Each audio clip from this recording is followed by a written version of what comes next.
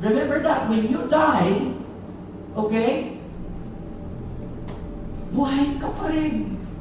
Conscious ka pa rin sa mga nangyayari. Nag-iba ka lang.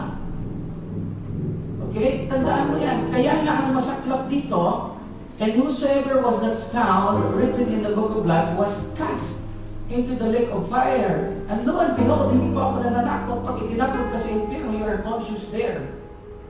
And you will experience pain. Kasi punishment na po yun. And imagine mo, you're gonna be there not just for 1 hour, gonna be there not just for a day, a week, a month, a year, not even 10,000 years, but you're gonna be there forever. Ganun po kaseryoso ang ating hinaharap bilang isang tao. Ganun po kaseryoso na habang buhay tayo, we need to fix things up and prepare for that coming life. Okay? Kaya temporary lamang po kayo rito. Kaya ginikisi ko kayo mga kapatid, kung ang mind mo nakaset lamang up until here, you are being nearsighted.